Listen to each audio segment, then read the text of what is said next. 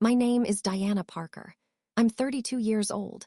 3 weeks ago, I stood in a ballroom filled with 150 people, my father's colleagues, business partners, and family friends, and watched my mother lean into a microphone and say, "At least Diana found a husband, even if we don't know what he does for a living." The room laughed. I felt that laughter like physical blows.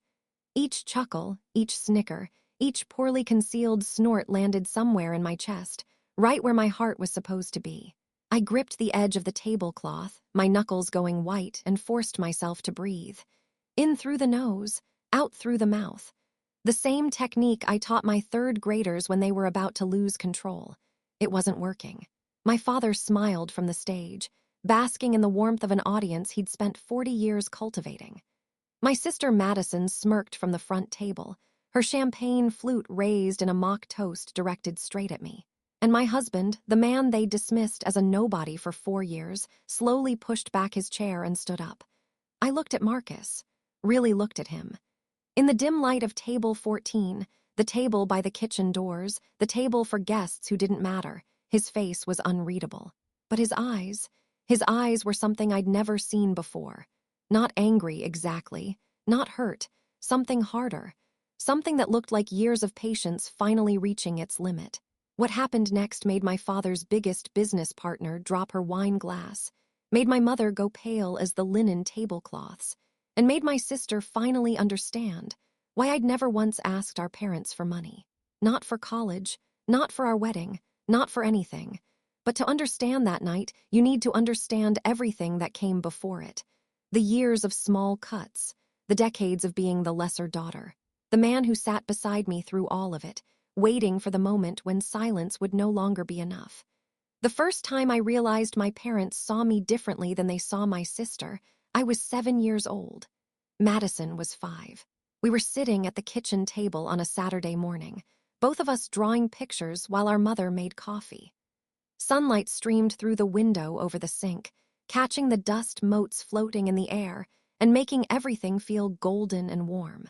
I remember that light because I've thought about it so many times since, how something so beautiful could coexist with something that hurt so much.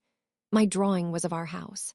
I'd worked on it for over an hour, carefully rendering every detail I could see from where I sat.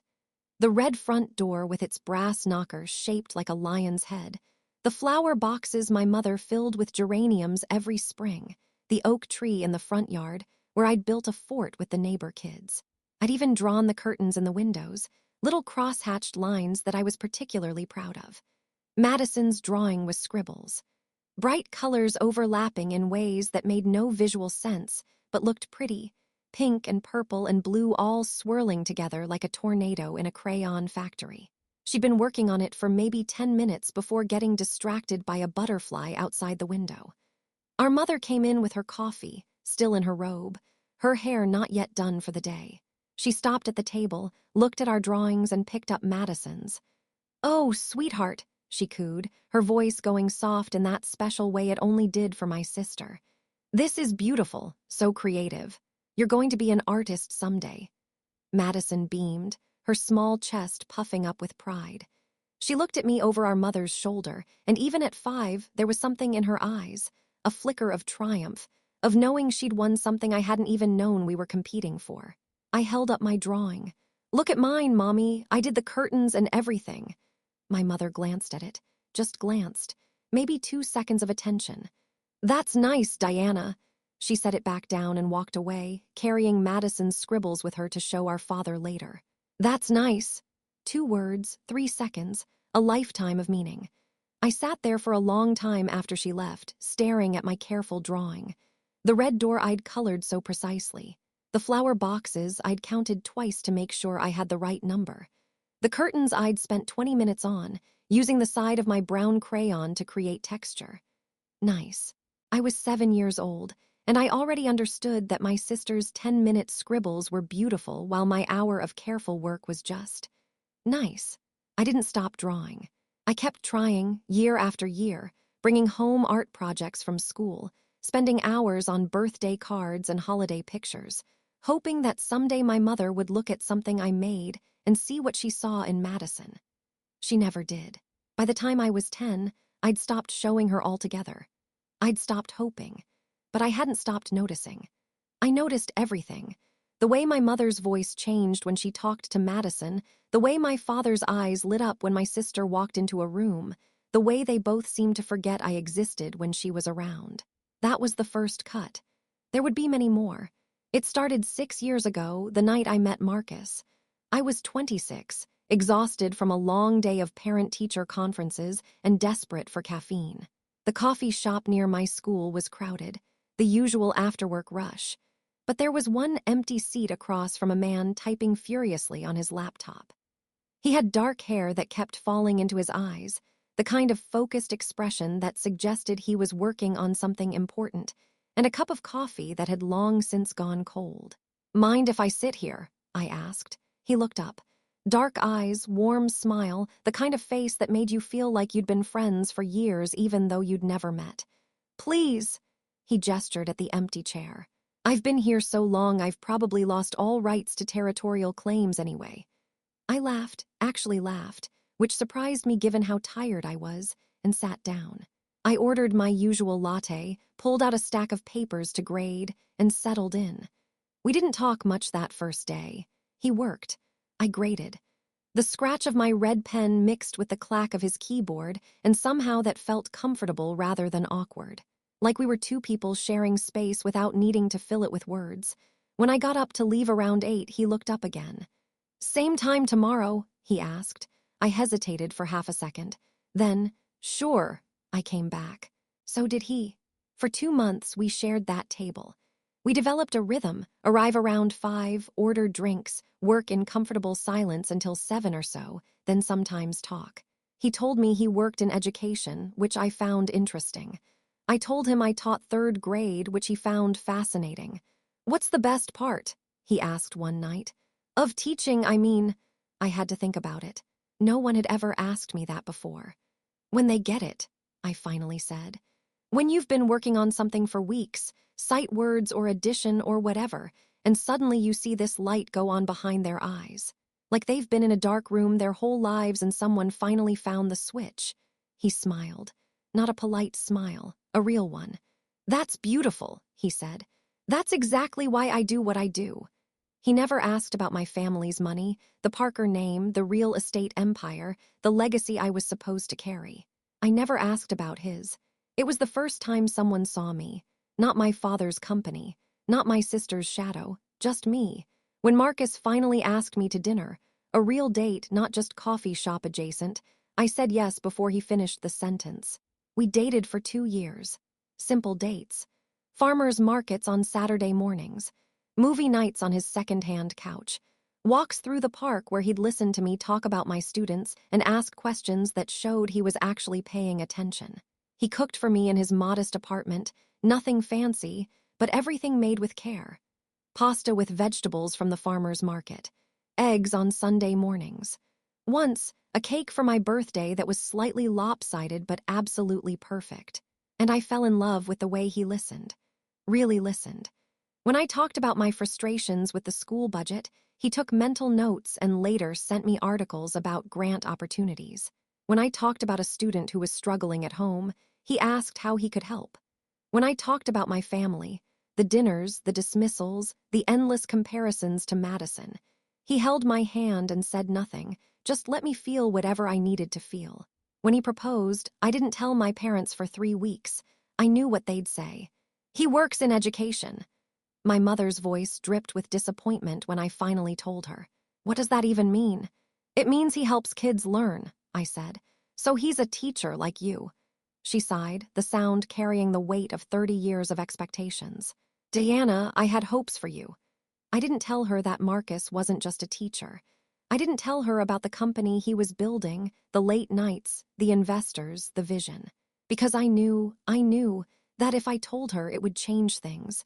And Marcus didn't want that.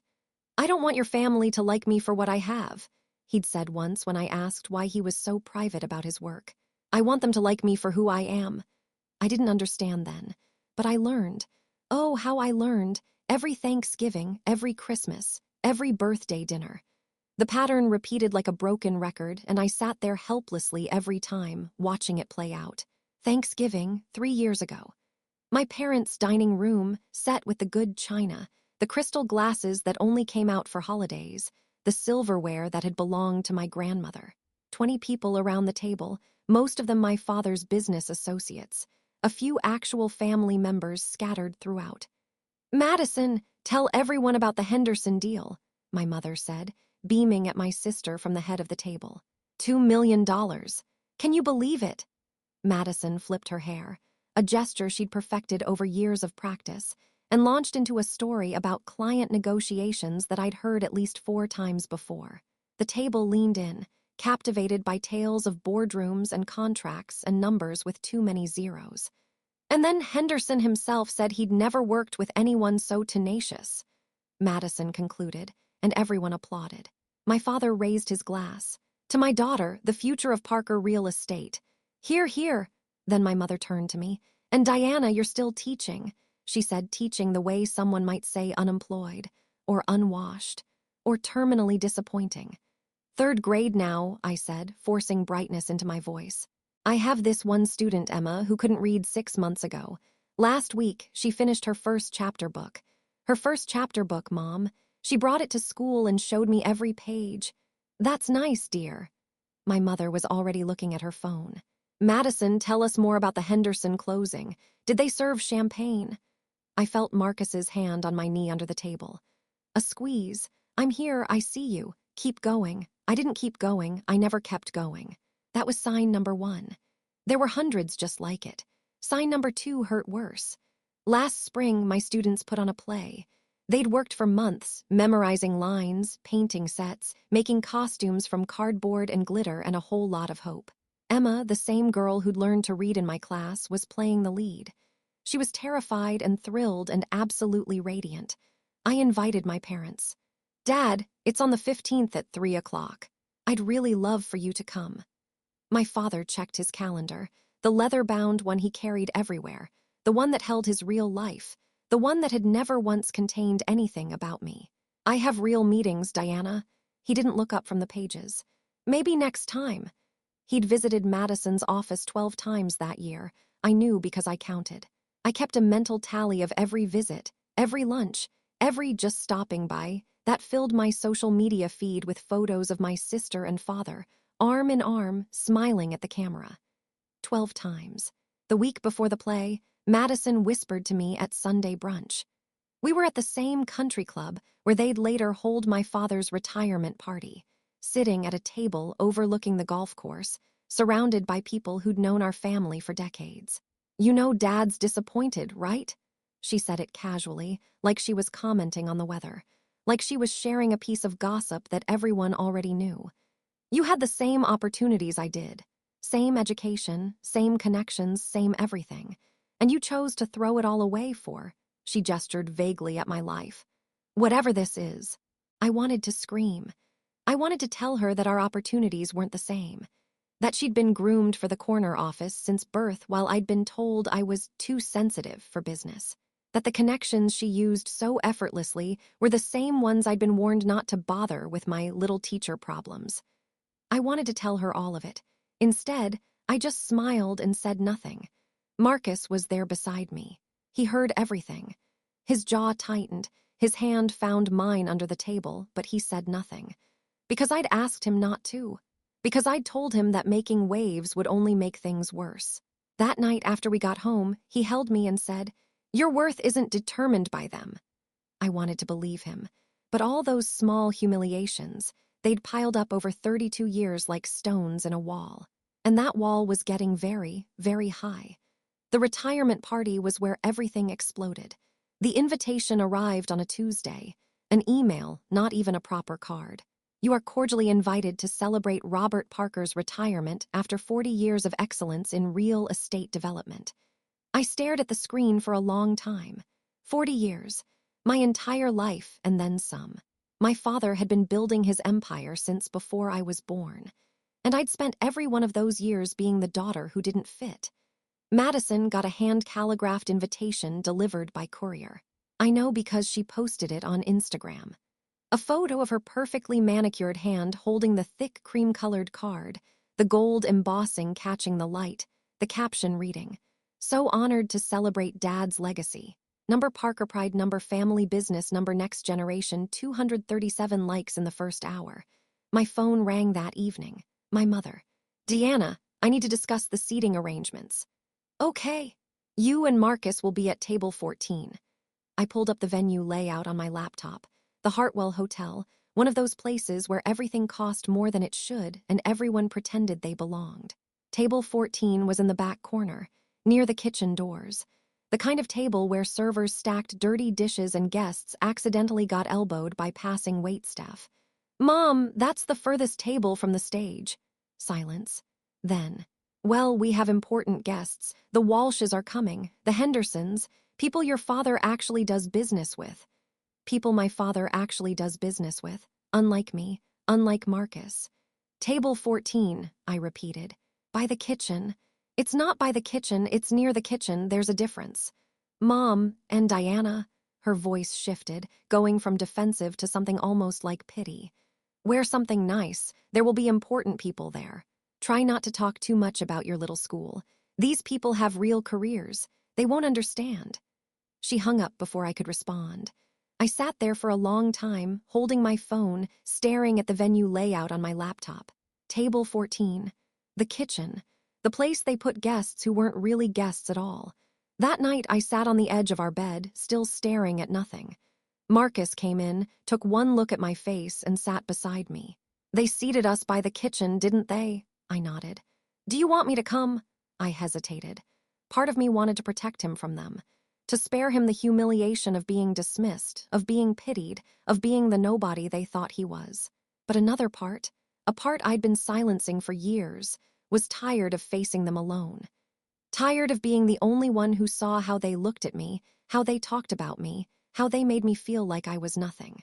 "Yes," I whispered. "Please." Marcus took my hand. His grip was warm, steady, solid. "I've been quiet for 4 years because you asked me to." His voice was calm, but there was something underneath, something I hadn't heard before. "But if they hurt you again, I won't just sit there." "Marcus, what are you?" He looked at me steadily. "I think it's time." Time for what? I didn't ask. Maybe I was afraid of the answer. The night before the party, I couldn't sleep. I lay in bed next to Marcus, listening to his even breathing, staring at the ceiling, watching the shadows shift as cars passed outside. My mind wouldn't stop racing. I kept thinking about the future, about the children Marcus and I talked about having someday, about what I'd teach them, about the lessons I'd learned from my own family that I wanted to unlearn. Would I teach my children to stay silent when someone humiliated them, to smile and nod while being dismissed, to believe their worth depended on a job title or bank account or the approval of people who'd never really seen them? No, absolutely not. So why was I still teaching myself those lessons? I thought about the last family dinner 3 weeks ago. Madison had announced her promotion, senior vice president of marketing at Dad's company. Everyone applauded. Champagne was poured. Then she'd leaned over to me and whispered, loud enough for the whole table to hear, "Diana married down. At least I'm dating someone with ambition." Marcus was sitting right there. He heard every word. His jaw tightened. His knuckles went white around his water glass, but he said nothing. Because I'd asked him not to make waves. Because I'd told him that fighting back would only give them more ammunition. That night after we got home, I found him standing at the window, just staring out at the city lights. His back was to me, his shoulders rigid, his hands in his pockets. "I'm sorry," I said. "I should have. Don't apologize for them." He turned to face me. His eyes were tired, sad. "But Diana, I need you to understand something. This isn't sustainable." "What isn't?" "Us staying quiet. Letting them treat us like this." He crossed the room and took my hands. "I love you. I've loved you since the night you sat across from me at that coffee shop and told me about Emma learning to read. But I can't keep watching them hurt you, and I can't keep pretending it doesn't bother me. It bothers me too. Then why do we keep showing up? Why do we keep letting them do this?" I didn't have an answer. Not then. The next morning, I checked my email and found something my mother had accidentally forwarded. A message to Madison, sent 3 days earlier. "Make sure Diana sits at the back table. We don't want her husband making small talk with the Walshes. God knows what he'd say about his education work. I read it 3 times. Each time it hurt more. Each time something shifted inside me. I realized then that silence wasn't peace. It was permission. Permission for them to keep hurting me. Permission for them to keep hurting us. Permission for them to keep treating me like I was nothing. Something had to change. And the retirement party, that was going to be the turning point. One way or another. The grand ballroom of the Hartwell Hotel was everything my father loved. Excessive, expensive, and designed to impress. Crystal chandeliers dripped from the ceiling like frozen waterfalls. White tablecloths covered every surface, each one perfectly pressed, each setting precisely arranged. A 12-piece orchestra played soft jazz near the dance floor, their music floating over the murmur of conversation like something from a movie. 150 guests filled the space. Men in tailored suits, women in designer gowns, all of them people my father had cultivated over 40 years in business. Developers, investors, bankers, lawyers. The kind of people who measured success in square footage and profit margins and quarterly reports. Marcus and I arrived at 7 o'clock on the dot. He wore a simple navy suit, good quality, understated, the kind of thing that didn't draw attention. I wore a black dress I'd bought on sale 3 years ago, the nicest thing I owned, which still wasn't as nice as what most of the other women were wearing.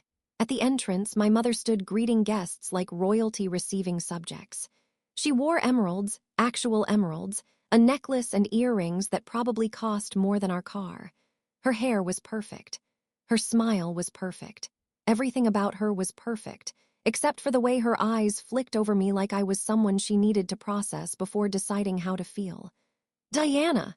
She air-kissed my cheek, making contact with nothing. "You came. Of course I came. It's Dad's retirement." Her eyes slid to Marcus. "And you brought my husband, yes." She forced a smile, the kind that didn't reach her eyes, the kind she used on clients she didn't like but had to tolerate. "Table 14, in the back." "We know." We made our way through the crowd. I felt the glances as we passed, the whispers, the way conversations paused just long enough for people to place me before resuming. Parker's older daughter. The teacher, married to nobody special. Near the stage, I spotted Madison. She wore a red designer gown that probably cost more than my monthly salary. Diamond earrings caught the light every time she moved. She stood beside our father, her hand on his arm, like she was already the guest of honor. She saw me and waved, a little flutter of fingers that somehow managed to be condescending. "Oh, there you are. How cute that you came." "Table 14, Marcus murmured as we passed a waiter carrying a tray of champagne. "Convenient." It was worse than I'd expected. Not just near the kitchen, practically in it. Every time a server pushed through the swinging doors, we had to pull in our chairs to avoid being hit. The clatter of dishes, the shouted orders, the smell of food that hadn't yet made it to tables, all of it surrounded us like some kind of sensory punishment. As we sat down, a woman at the next table turned around. Expensive suit, sharp eyes, hair pulled back in a style that probably cost $300. I recognized her. Jennifer Walsh, one of my father's biggest business partners. She'd been at countless dinners over the years, always at the front table, always laughing at my father's jokes, always looking right through me like I wasn't there. She looked at Marcus, frowned slightly, tilted her head.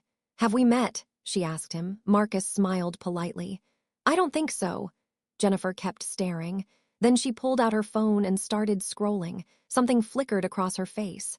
Surprise, recognition, confusion. But before she could say anything, the lights dimmed. The orchestra fell silent. My father took the stage. Before my father could speak, Madison appeared at our table. She materialized out of the crowd like a ghost in designer clothing, champagne flute in hand, smile fixed in place. I'd seen that smile before. It never meant anything good. "Diana, you actually came. Why wouldn't I? Just surprised, that's all." She looked around at our table, at the kitchen doors, at the servers rushing past with trays. "These events aren't really your scene." "My scene? You know, all these business people, all this," she gestured vaguely. "Success." I felt my jaw tighten. Marcus's hand found mine under the table. Her eyes slid to him. "Nice suit. Thanks," he said calmly. "Outlet, No, just simple. Simple. She let the word hang there, tasting it. Right. Another pause, longer this time. Marcus, remind me. What do you do again? I work in education. Education. She savored it. Like tutoring, SAT prep, something like that. Something like that. So like Diana, then. Birds of a feather. Madison laughed, a bright, artificial sound that probably fooled people who didn't know her. Well, at least you have each other.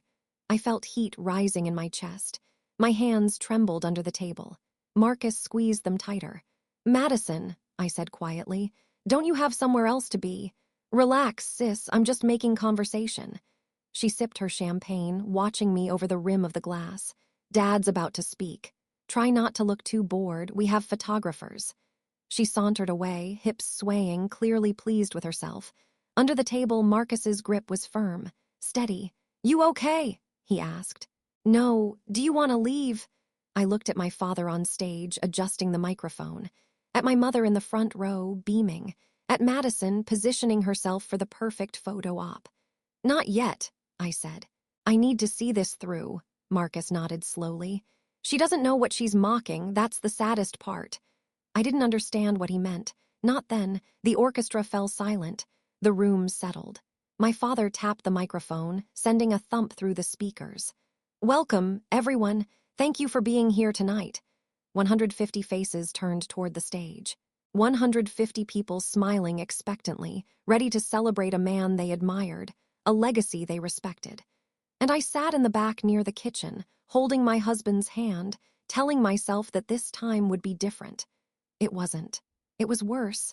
My father had always been good at speeches, confident, commanding, the kind of voice that made people lean forward, that filled a room without effort, that commanded attention without asking for it.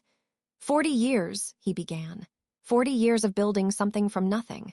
40 years of deals, negotiations, and yes, a few sleepless nights. Polite laughter rippled through the crowd. I'd heard this speech before in various forms.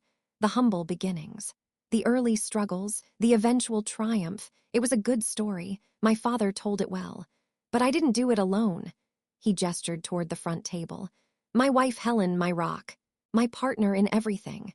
My mother pressed a hand to her chest, eyes glistening on cue. She'd practiced that move. I'd seen her do it in the mirror at home. And my daughter Madison. My father's voice swelled with pride. Really swelled, like he was announcing something historic. My legacy at the company, senior vice president at 28, the future of Parker Real Estate. Madison rose slightly from her seat, accepting the applause like she'd just won an Oscar. The photographers' cameras flashed. The room hummed with approval. Madison has exceeded every expectation, my father continued. She has my drive, my instincts, and frankly, my ruthlessness. More laughter, more applause. Madison beamed. I sat there waiting, hoping. It was pathetic, really. This tiny flame of hope that refused to die, no matter how many times they stamped it out. Of course, family is more than business, my father said. I'm blessed with 2 daughters. My heart lifted, just a little, just enough to hurt. Maybe this time, my father's eyes found me across the ballroom. He smiled, but the smile didn't reach his eyes. It was the smile he gave difficult clients. The smile he used when someone was being unreasonable, but he had to be polite anyway. And Diana, my eldest? A pause, too long, much too long. She's still trying to figure out what to do with her life. Scattered laughter, awkward, uncomfortable. The kind of laughter that came from people who didn't know whether this was a joke or an admission. But we love her anyway. He said it like a punchline. Like the whole point of the story was that even a disappointment like me could be tolerated if you tried hard enough. I felt the blood drain from my face. The room swam for a moment, the chandeliers blurring, the faces dissolving into watercolors. 150 people were looking at me now, some pitying, some amused, some just curious about the lesser daughter, the one who hadn't made anything of herself. Marcus's hand tightened around mine. When I looked at him, his expression was stone. Not sad, not angry. Stone. My father had already moved on. Now, let me tell you about our plans for the foundation. But he wasn't done with me. Not yet. While my father droned on about tax-deductible charitable contributions and the importance of giving back, Jennifer Walsh was staring at my husband. Not casually, intently, like she was solving a puzzle. She kept glancing at her phone, then back at Marcus. Scrolling, zooming, comparing. Her expression shifted through a whole range of emotions: confusion, surprise, dawning recognition. I tried to focus on my father's speech, but her attention was impossible to ignore. Finally, she leaned across the gap between our tables. "Excuse me," she whispered. "I'm sorry, but I have to ask. Have we really never met?" Marcus shook his head. "I don't believe so. You just look so familiar." She held up her phone, showing him something on the screen. "Is this Jennifer?" My father's voice cut through from the stage. "Care to share with the class?" She snapped her phone down, startled. "Just checking emails, Robert. Please continue." My father chuckled. "Always working. That's why I love you, Jen." The moment passed. Jennifer returned to facing the stage, but I saw her glance back at Marcus 2 more times. And I saw her expression, the barely concealed shock, the way her mouth opened slightly, then closed. She knew something, or thought she did. "Marcus," I whispered. "What was she looking at?" "Nothing important. She recognized you." He squeezed my hand. "Let it go for now." For now, what did that mean? Up on stage, my father was wrapping up his speech. "But enough about business. Let's talk about what really matters, family." He extended a hand toward my mother. She rose gracefully and joined him on stage, taking her place beside him like she'd been standing there her whole life. "Helen, would you like to say a few words?" My mother took the microphone with the practiced ease of a woman who'd been performing her entire life. She knew how to work a room. She knew how to make people love her. "Thank you, darling." She scanned the crowd, her gaze moving from face to face like she was seeing old friends. And then her eyes locked onto me. I knew that look. I'd seen it 1,000 times. It never ended well. 3 hours earlier, as we were getting ready for the party, Marcus had done something strange. We were in our bedroom, our small, modest bedroom in our small, modest apartment, and I was struggling with the zipper on my black dress. Marcus was at the closet, pulling out his navy suit when he stopped. He reached into his briefcase, the battered leather one he'd had since grad school, and pulled out a plain white envelope. Thick, official-looking. The kind of envelope that contained important documents, the kind you didn't just leave lying around. He slid it into the inside pocket of his suit jacket, patting it once to make sure it was secure. "What's that?" I'd asked. "Insurance." "Insurance for what?" He'd looked at me then, really looked at me, crossed the room and took my hands, envelope forgotten for the moment. "For you," he said quietly, "in case they go too far." I stared at him. "Marcus, what are you talking about?" "Your family, tonight. I've been quiet for 4 years, Diana. I've sat through every dinner, every holiday, every comment about my job, my clothes, my worth. I've done it because you asked me to. But if they hurt you again, if they say something that crosses a line..." "What's in the envelope?" He hesitated. "Proof. Proof of what?" "That I'm not who they think I am." I hadn't asked what was inside. Honestly, I didn't want to know. Part of me was afraid of what I'd find. Part of me was afraid of what it would mean. That Marcus had been keeping something from me. That our simple life together was built on something I didn't fully understand. But mostly, I was afraid that if I knew, I'd have to do something about it. And I wasn't ready. Not yet. So I let it go. I let him put the envelope in his pocket, and I let myself pretend it wasn't there. Sitting here now, watching my mother take the microphone with that predatory smile, I thought about that envelope. About what Marcus had said. In case they go too far. What kind of insurance did my husband have? And what did he think might happen tonight that would require it? "I want to say something about family," my mother announced. "About the people who make everything worthwhile." Her voice carried through the ballroom, warm and intimate, like she was sharing a secret with old friends. She had that gift, making everyone feel like they mattered, like they were part of something special. Her gaze swept the room, landing briefly on Madison warmly, proudly, on various guests politely, graciously, and on me with something that looked almost like contempt. "Robert and I have been blessed," she continued. "Truly blessed. Our youngest Madison has made us so proud, following in her father's footsteps. Building an empire." Madison raised her glass, cameras flashed, people murmured approval. "And then there's Diana." My stomach clenched. I knew what was coming. I'd known since the moment she took the microphone. Our eldest has taken a different path. My mother's smile was surgical, precise, deliberate, designed to cut. She teaches elementary school, 3rd grade, I think, or is it 2nd now? 3rd, I said. My voice was barely a whisper. No one heard me. But you know what? She paused for effect, letting the silence build. At least she found a husband. The room quieted, waiting. Even if we don't know what he does for a living. The room erupted in laughter. It wasn't gentle laughter. It wasn't the kind of laughter that comes from shared amusement. It was sharp, cruel, the kind of laughter that people use when they're glad someone else is being humiliated because it means they're safe. And I felt something break inside me, not my heart. My heart had been broken so many times by these people that it had calloused over, learned to protect itself. No, this was something else, something deeper, something that had been holding me together all these years and was now, finally, giving way. My patience, my silence, my endless, exhausting willingness to absorb their cruelty and pretend it didn't hurt. Beside me, Marcus slowly reached into his jacket.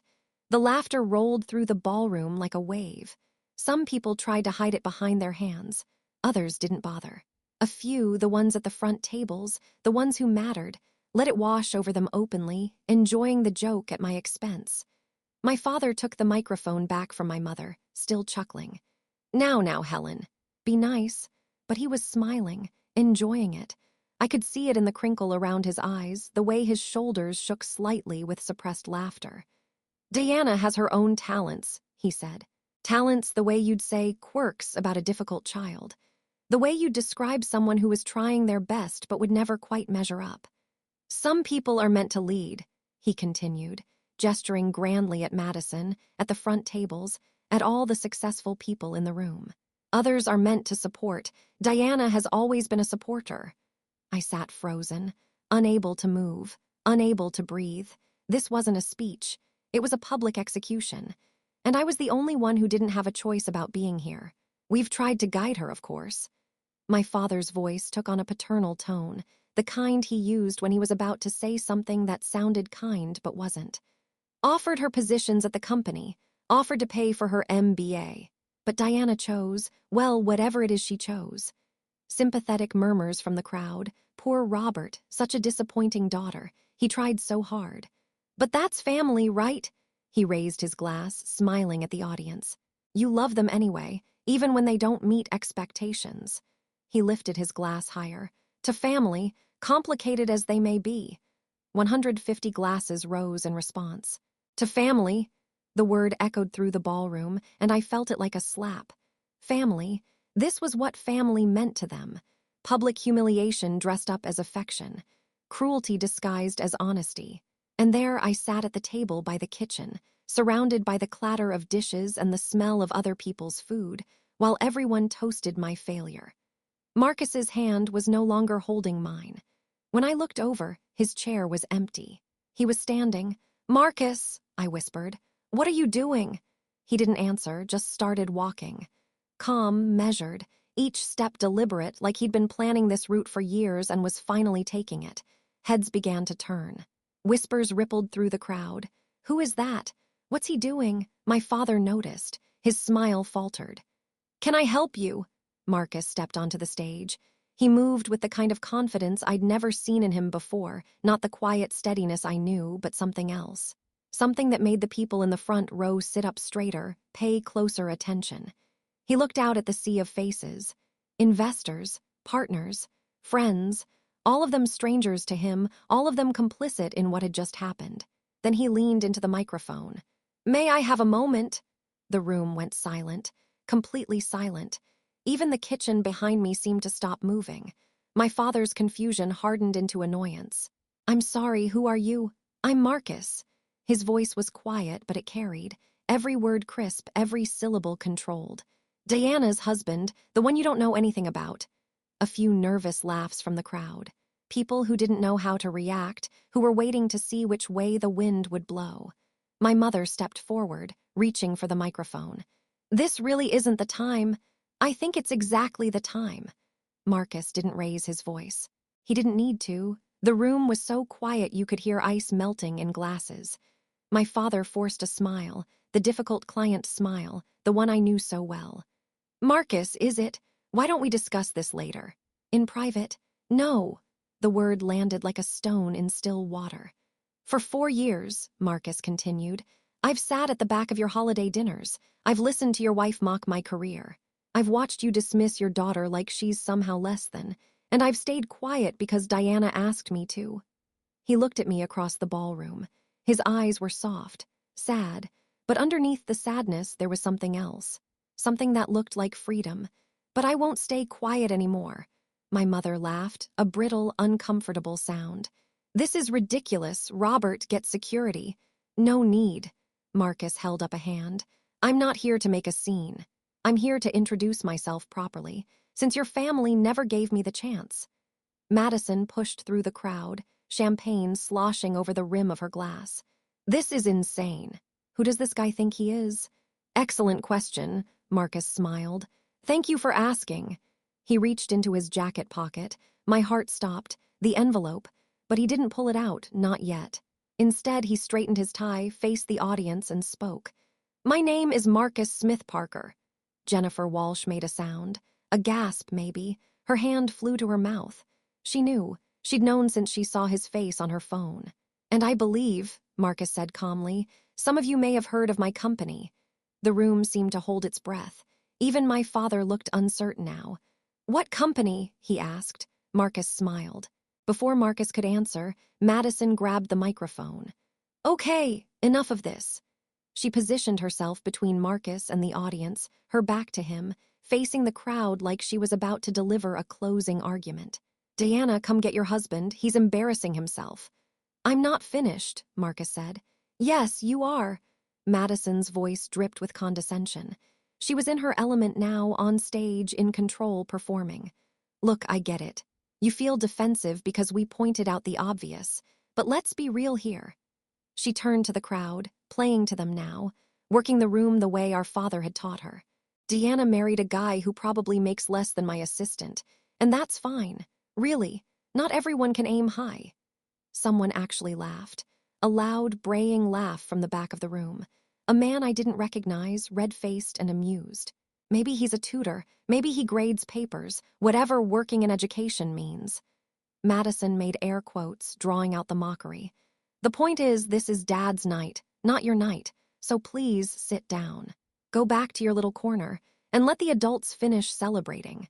She thrust the microphone at Marcus, expecting him to take it and slink away. He didn't. Instead, he took the microphone and smiled. Not a smug smile. Not a vengeful one, just calm. The calm of someone who knows exactly what's about to happen. You're right, he said. This isn't my night, but it became my night when your family publicly humiliated my wife in front of 150 people. Madison rolled her eyes. Oh my God, so dramatic. I work in education, Marcus continued, ignoring her completely. You're right about that, but I don't grade papers, I don't tutor. He paused. Let the silence build. I build educational platforms, technology that helps millions of children learn. Jennifer Walsh was nodding now, her face pale. I knew it, she whispered. I knew I recognized him. Madison's smirk flickered. What are you talking about? My company, Marcus said, is called EduSpark. Someone in the crowd gasped, and everything changed. The name EduSpark moved through the crowd like electricity, like someone had thrown a switch, and suddenly the whole room was lit up with a different kind of light. I saw it happen in real time. First, confusion, people who hadn't heard the name, who didn't understand why others were reacting. Then recognition, the ones who followed business news, who read Forbes, who paid attention to the tech world. Then shock, as the implications began to sink in. A man at table 3 pulled out his phone, typed frantically, and showed his wife. Her eyes went wide. She covered her mouth with her hand. A woman near the stage, someone I recognized as a venture capitalist, a friend of my father's, put her hand over her heart and stared at Marcus like she was seeing a ghost. Jennifer Walsh was already on her feet. Robert, she said loudly. Her voice cut through the murmurs like a knife. Do you have any idea who this is? My father looked lost, genuinely lost. For the first time in his life, he had no script, no prepared remarks, no idea what to say. I what? EduSpark, Jennifer repeated. The educational technology company. They were just valued at $200 million. It was on the cover of Forbes 3 months ago. 200 million. The number rippled through the crowd like a wave. Their platforms are used in 43 countries, someone else added. I read about it in the Wall Street Journal. My kids use their reading app, a woman said. It's incredible. Madison's face had gone through a complex series of expressions, smug to confused to suspicious to something approaching horror. Her mouth opened, but nothing came out. That's not possible. I assure you, Marcus said calmly, it's very possible. My mother clutched my father's arm. Her knuckles were white. Robert, did you know about this? Of course I didn't know. His composure was cracking, pieces falling away to reveal something underneath. Panic, maybe. Fear. The realization that he'd made a terrible miscalculation. Diana never told us. You never asked. Marcus's voice cut through again. It wasn't loud. It didn't need to be. In 4 years, not once did you ask me a single real question about my work, about my life, about anything. He stepped forward, and the spotlight followed him like it had been waiting for him all along. You assumed I was nobody because I didn't brag, because I didn't drop names or flash money, because I sat quietly at your holiday dinners and didn't try to impress you. The room was utterly silent now. No one moved, no one breathed. Even the kitchen behind me had gone quiet. Last year, Forbes named me one of their 30 under 30 in education. I've been interviewed by CNN, MSNBC, and the Wall Street Journal. I've had lunch with senators and shaken hands with 2 presidents. He looked directly at Madison. She flinched like he'd struck her. I don't make less than your assistant, but if I did, his voice hardened. That still wouldn't justify what you said about my wife. Jennifer Walsh pushed her way to the front of the crowd. She was practically vibrating with excitement. I knew I recognized you. You were on the cover of TechCrunch last summer, the article about democratizing education. I've been trying to get a meeting with your company for 6 months. She turned to my father, and her expression shifted. Accusation. Disappointment. Robert, you've been talking about getting into edtech for years. You've been asking me for introductions, for connections, for any way in. The opportunity was literally at your dinner table. My father's face was gray. I'd never seen him look like that, like all the blood had drained out of him, leaving nothing but skin and bone and shock. You never bothered to find out. Marcus reached into his jacket and pulled out the envelope. He opened it slowly, deliberately, letting the moment build. Inside was a document, thick, official, embossed with seals and signatures. This is a contract, he said. A $5 million grant to fund STEM programs in underprivileged schools across Massachusetts. $5 million. The number rippled through the crowd again. People were openly staring now, phones out, recording everything. The first recipient. Marcus looked at me across the ballroom. His eyes were shining. Lincoln Elementary, Diana's school. I felt tears streaming down my face. Not because of the money, although $5 million would change everything for my students. Not because of the status, although watching my family's faces was satisfying in a way I hadn't expected. No, I was crying because for the first time in my life, someone was standing in front of my family and saying, Diana matters. Not for what she could do for them, not for how she made them look. Just Diana. Your daughter, Marcus continued, turning back to the crowd, teaches children who have nothing. She shows up every single day for kids that society has forgotten. She buys supplies with her own money. She stays late to help struggling readers. She changes lives. His voice cracked slightly, just slightly, enough to show how much this meant to him. And you call her a disappointment. You call her a supporter. He shook his head. Diana is the reason I built my company, because I saw what teachers like her do, and I wanted to give them the tools they deserve. He looked at my parents. My father, gray-faced and silent. My mother, clutching her pearls like they were the only thing keeping her upright. I work in education. I just happen to own the company. Marcus held up the contract so everyone could see. The EduSpark logo at the top. His signature at the bottom. The school's name highlighted in yellow. This isn't charity, he said. This is an investment, because what Diana does matters. What every teacher does matters. He stepped away from the microphone and walked toward me. The crowd parted silently. Like the Red Sea, like they knew they had no choice but to make way, I stood up. My legs were shaking so badly I didn't know if I could stay upright. But I did. I stayed upright. When Marcus reached me, he took both my hands. His grip was warm, solid, real. "I'm sorry I didn't do this sooner," he said quietly, just for me. "I kept hoping they'd see you, the real you. The way I see you." "Marcus," I couldn't find words. There were too many feelings, too many years, too much everything. "I've never been prouder to be your husband." Behind us, I heard my mother's voice, trembling, small, a sound I'd never heard from her before. "Diana, honey, why didn't you tell us?" And there it was, the question that held everything that was wrong with my family, the question that proved they still didn't understand. I turned to face her. My father stood frozen beside her, a statue of a man I'd once looked up to. Madison had backed away from the stage entirely, trying to disappear into the crowd, but there was nowhere to hide. Everyone was watching. Would it have mattered? I asked. Of course it would have. Really? I felt something hardening inside me. Not anger, I was too tired for anger. Not bitterness, I was too full of something else for that. Clarity, pure, crystalline clarity. "You've been dismissing me for 32 years. You've made me feel worthless at every opportunity. You just called my husband a nobody in front of everyone you know." I gestured at the room, at all the people watching, at the cameras recording everything. If Marcus were actually broke, if he really were a tutor making minimum wage, would that make your behavior okay? My mother opened her mouth, closed it, opened it again. Nothing came out. "That's what I thought." Marcus squeezed my hand, supporting me but not speaking for me. This was my moment, my voice, and I finally knew what I wanted to say. My father stepped forward, business instincts overriding his shock, his shame, everything. I could see him shifting into deal-making mode, assessing, calculating, looking for a way to salvage something from this disaster. "Marcus, I had no idea. We should talk. Perhaps a partnership." "No," the word hung in the air. Simple, final, irreversible. But this is exactly the kind of opportunity. The opportunity was 4 years ago. Marcus's voice was calm but immovable. "When you could have treated your daughter with respect.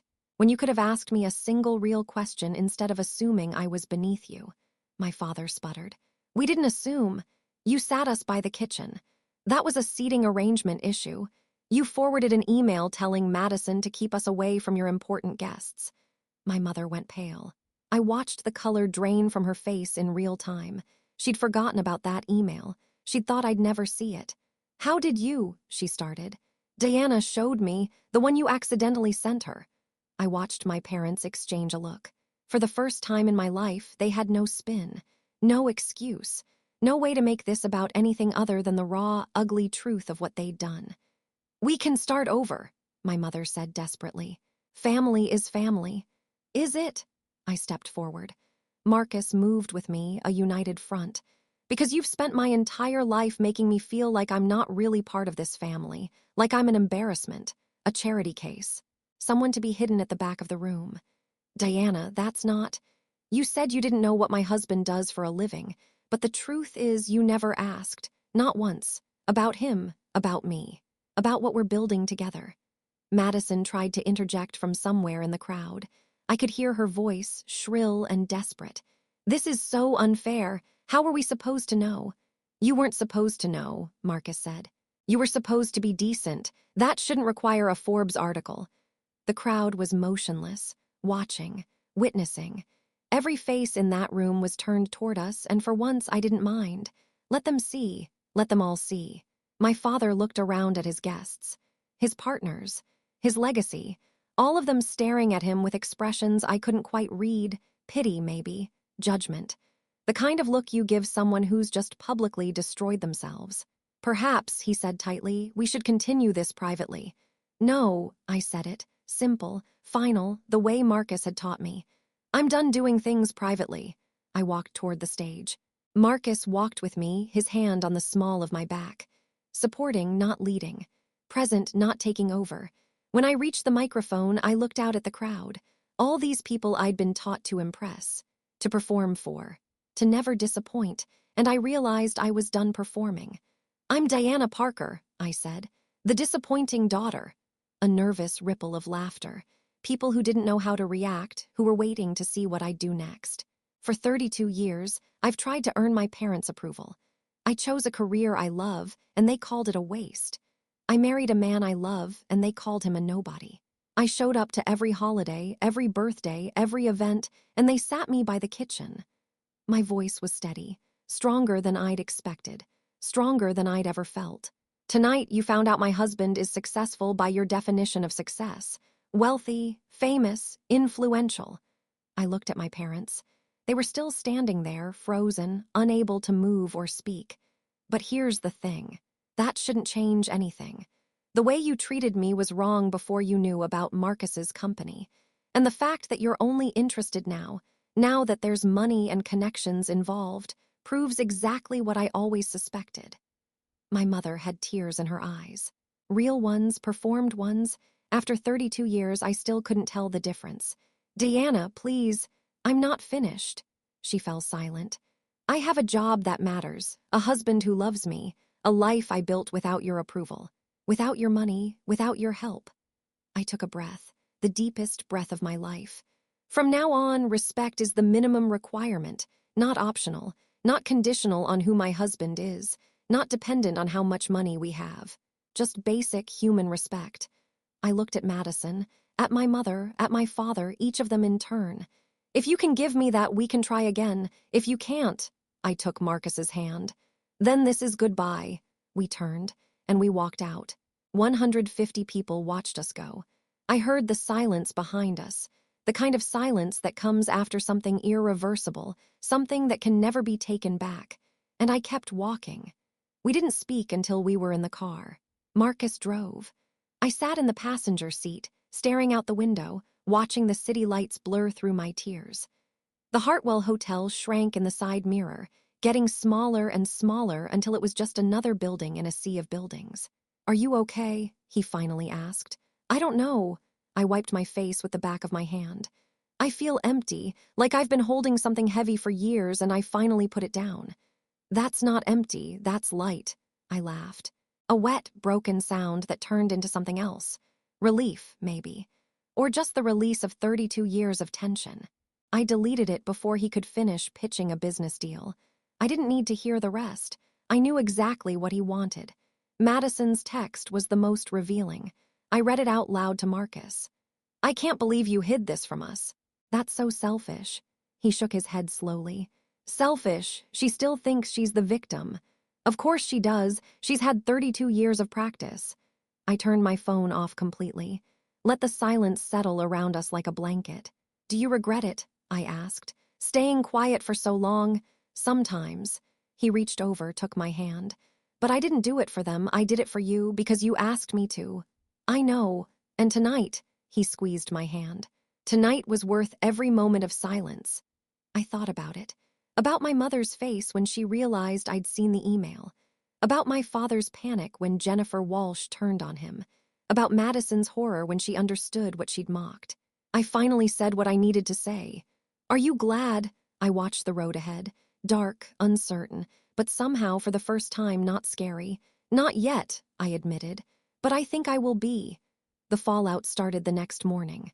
Jennifer Walsh called Marcus at 8 a.m. I was in the kitchen, making coffee in my pajamas, still processing everything that had happened.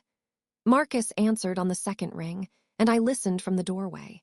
I want to apologize for last night, Jennifer said. Her voice was clear through the speaker, professional but with an undertone of something else. Embarrassment, maybe, or genuine regret. I had no idea Robert's family would. Well, that was appalling. It wasn't your fault, Marcus said. Still, I've been trying to get a meeting with Edu Spark for 6 months. I kept going through Robert, thinking he might have connections, might be able to make an introduction. She laughed, but there was an edge to it. Turns out the connection was at his daughter's table the whole time. Marcus waited. Anyway, I'd love to discuss partnership opportunities when you're ready. No pressure, just when you're ready. After she hung up, Marcus looked at me. Jennifer was my father's biggest potential investor. She called him this morning. Withdrew her interest in his development project. Said she needed to reevaluate her partnerships. I should have felt satisfied, victorious. After everything they'd done, watching their empire crumble felt like justice. Instead, I felt nothing, just a quiet emptiness where satisfaction should have been. Over the next week, the story spread through Boston's business community like wildfire. I watched it happen from a distance, through texts from friends, through articles in the local papers, through the grapevine that connected everyone who mattered. Robert Parker's family publicly humiliated a $200 million CEO at his own retirement party. Not just any CEO, the Forbes 30 under 30 CEO, the one who'd been on CNN, the one whose company was changing education around the world. The optics were devastating. 2 deals my father had been cultivating for months fell through. The partners cited concerns about judgment and reputational alignment. In business, I learned, reputation is currency. And that night, my father's account was overdrawn. Madison was quietly removed from the Henderson project. Too much awkwardness, apparently. Her perfect career trajectory suddenly had a very public blemish. She blamed me, of course. Texted me a long rant about how I'd destroyed everything, how I'd always been jealous, how I'd waited for this moment my whole life. I didn't respond. The most surprising call came from my father's company's PR team. They wanted to know if Marcus would consider a joint statement. Something about healing family rifts and moving forward together and presenting a united front to the business community. Marcus declined. Politely, firmly, finally. There's nothing to spin, he told them. The truth is the truth. 1 week after the party, Uncle George called. George was my father's older brother, the one who'd left Parker Real Estate 30 years ago to become a high school principal, the one my father called the family disappointment before I inherited the title. I hadn't spoken to him in years, not because I didn't love him, I did, but because he existed in a different world, one my parents didn't approve of, and spending time with him meant explanations and judgments and questions I didn't want to answer. His voice was warm when I answered, familiar, like coming home to a place I'd forgotten I missed. Diana, he said my name like it mattered. I heard about the retirement party. I'm sure you did. I've been telling Robert for years he was wrong about you. A pause. Years, Diana. Every time he made some comment about your little teaching job. Every time he compared you to Madison. Every time he acted like you were somehow less than. I felt something loosen in my chest. Something I hadn't known was tight. You have. Every Christmas, every Thanksgiving, every family dinner where he held court and everyone else just nodded along. Uncle George sighed, a long, tired sound. He never listened. Your father only hears what he wants to hear. I thought about all those dinners. The ones where Uncle George sat in the corner, quiet, while my father talked and talked and talked. I'd always assumed he agreed with everything. I'd never considered that his silence might mean something else. Why didn't you ever say anything to me? Because I didn't want to interfere, and honestly, I wasn't sure if you'd believe me. He paused. But what Marcus did, standing up for you like that, it took guts. It did. And what you did, Diana, standing up for yourself at the end, that took even more. I started crying then. Not sad tears, something else. Release. The feeling of being seen by someone who had no reason to see me, no agenda, no angle. I'm proud of you, kid. Uncle George's voice cracked slightly. I always have been, I just wish I'd said it more. Thank you, I managed. That means you don't know how much that means. And Diana, he waited until I'd composed myself. Family isn't about blood, it's about who shows up for you. Marcus showed up, and so did you. For yourself. After we hung up, Marcus found me on the couch, still crying. Good tears, he asked. Good tears. He sat beside me, put his arm around my shoulders. Not everyone in your family gave up on you, he said. I know. I leaned into him, feeling his warmth, his steadiness. I'm finally starting to see that. 3 weeks after the party, I finally agreed to see my parents again. I chose the coffee shop deliberately, not their house. Not a restaurant where we'd be on display. Just a simple, neutral space where we could talk without an audience. My parents were already there when I arrived, sitting at a corner table with 2 cups of coffee and an air of nervous anticipation. They looked older somehow, smaller. My father was wearing a polo shirt instead of his usual suit. I'd never seen him in casual clothes before. My mother's jewelry was conspicuously absent. No emeralds, no diamonds. Just a simple gold band. I sat across from them. Marcus had offered to come. I told him no. This was something I needed to do alone. "Thank you for meeting us," my father said. His voice was stiff, rehearsed, like he'd practiced this opening a dozen times. "Thank you for respecting my boundaries about the location." An awkward pause. The barista called out an order. Someone laughed at the counter. Normal life continuing around us. "Deanna," my mother started, "we want to start over." Starting over requires acknowledging what went wrong. Another pause. They exchanged glances, the kind of look people give each other when they're in unfamiliar territory, when they don't know the right answer. "We were hard on you," my father admitted, "because we wanted more for you." "No," I kept my voice level, calm, the way Marcus had taught me. "You were hard on me because I didn't fit your definition of success." "There's a difference." My mother's eyes glistened. "We just wanted you to have security, a stable future." "I have security, I have stability, just not the kind you respect." "We do respect." "Mom," I held up my hand. "You called my husband a nobody in front of 150 people. You seated us by the kitchen. You forwarded emails about keeping us away from your important guests. Those aren't the actions of people who respect me." She had nothing to say to that. For once in her life, Helen Parker was speechless. "I'm not looking for apologies," I continued. "Words are easy. I'm looking for change." "What kind of change?" my father asked. "Basic respect, real questions, actual interest in my life, not just when it benefits you, not just when there's something in it for you." I looked at both of them. "I'll give you a chance, but it's conditional, respect first, always." My mother nodded, a small, tentative movement. My father cleared his throat. "We can do that." "We'll see." I stood up, left money on the table for my coffee. "Deanna," my mother started, "I'll call you when I'm ready." I looked at them one last time. "Don't push."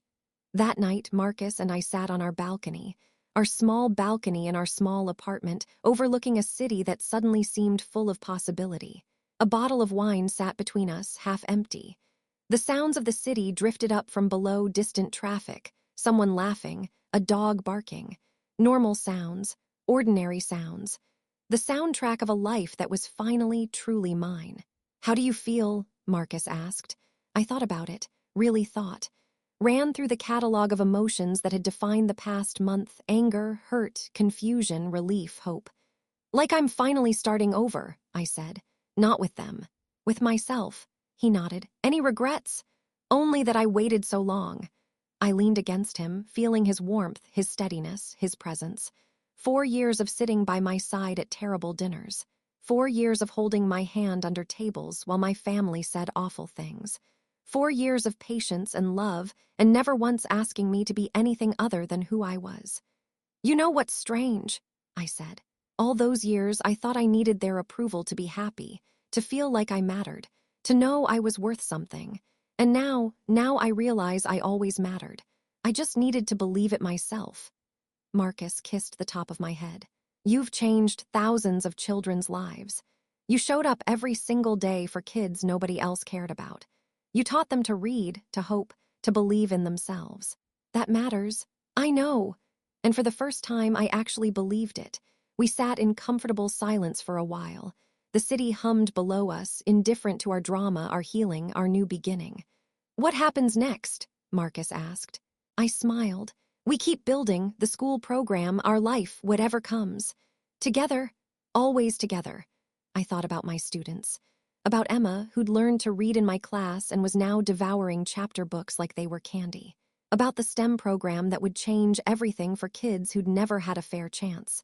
About all the lives we were going to touch, all the futures we were going to change. I thought about my parents. Maybe they'd change. Maybe they wouldn't. But either way, I was done waiting for their validation. Done hoping for their approval. Done letting their opinion determine my worth. The people who love you don't make you prove your worth. They celebrate it. They see it. They remind you of it when you forget. Marcus had taught me that. Uncle George had reinforced it. And now I was teaching it to myself. "You know what?" I said. "What?" I turned to face him, really looked at him. This man who'd seen me when no one else did. Who'd loved me when I couldn't love myself. who'd stood up for me when I couldn't stand up for myself. "I think I'm going to be okay," he smiled. That warm, steady smile I'd fallen in love with across a crowded coffee shop 6 years ago. "I know you are." And for the first time in 32 years, I meant it.